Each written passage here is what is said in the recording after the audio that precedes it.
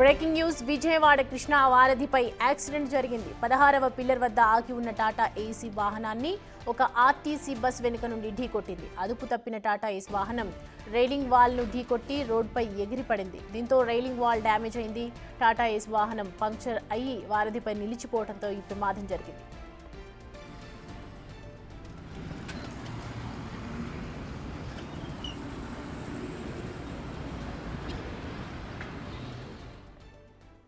ఈ అంశానికి సంబంధించి మరిన్ని అప్డేట్స్ అందించడానికి మా ప్రతినిధి సాయి శంకర్ జాయిన్ అవుతున్నారు లైవ్ లో. సాయి శంకర్, యాక్సిడెంట్ ఏ విధంగా జరిగింది, ప్రజెంట్ ఎక్కడ పరిస్థితులు ఏంటి? కృష్ణా వారధిపై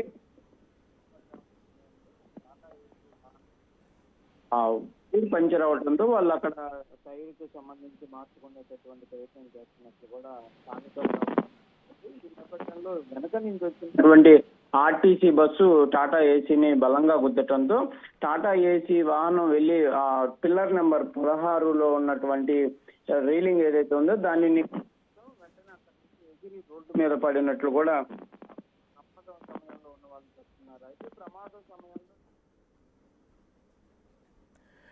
విజువల్స్ లో చూస్తున్నాం బిగ్ టీవీ స్క్రీన్ మీద విజయవాడ కృష్ణా వారధిపై జరిగినటువంటి యాక్సిడెంట్ కి సంబంధించిన ఇన్సిడెంట్ చూస్తున్నాం. 16వ పిల్లర్ దగ్గర ఆగి ఉన్నటువంటి టాటా ఏసీ వాహనాన్ని ఒక ఆర్టీసీ బస్సు వెనుక నుండి ఢీకొట్టడంతో అదుపు తప్పిన టాటా ఏసీ వాహనం రైలింగ్ వాల్ ను ఢీకొట్టి మరి రోడ్డుపై ఎగిరిపోవడం జరిగింది. దీనికి సంబంధించి పూర్తి డీటెయిల్స్ మా ప్రతినిధి సాయి శంకర్ అందిస్తారు. సాయి శంకర్, కృష్ణా వారధిపై పిల్లర్ నెంబర్ 16 వద్ద ఉదయం తెల్లవారుజామున సమయంలో టాటా ఏసీ వాహనానికి టైర్ పంచర్ అయ్యటంతో టైరు సంబంధించి మార్చుకునేటటువంటి ప్రయత్నం చేస్తున్నారు. ఈ నేపథ్యంలో వెనకాల నుంచి వచ్చినటువంటి ఆర్టీసీ బస్సు ఏదైతే బలంగా టాటా ఏసీని గుద్దడం జరిగింది. దీంతో టాటా ఏసీ వాహనం పిల్లర్ నెంబర్ 16లో ఉన్నటువంటి రైలింగ్ అంటే సైడ్ వాల్ ఏదైతే ఉంటుందో దానిని బలంగా గుద్దడంతో అదంతా కూడా డ్యామేజ్ అయిపోయింది.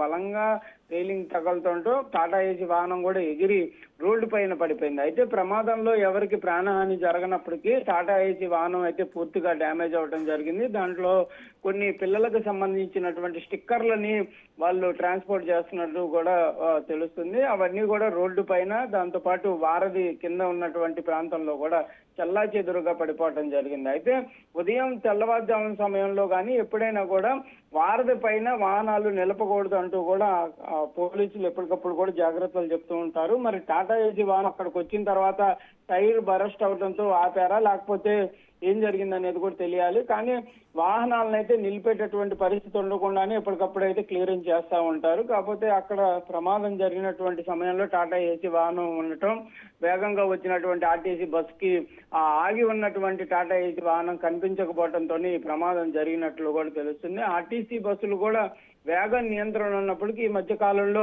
అనేక సార్లు కూడా వారధి యువతల అవతల కూడా యాక్సిడెంట్లకి ప్రమాదాలకి గురవుతున్నాయి. కాబట్టి వాటిపైన కూడా వేగ నియంత్రణ చేయాలనే విధంగా కూడా స్థానికులు అయితే కోరుతున్నటువంటి పరిస్థితి ఉంది. Soumya. Right Sai Shankar, thanks for the updates.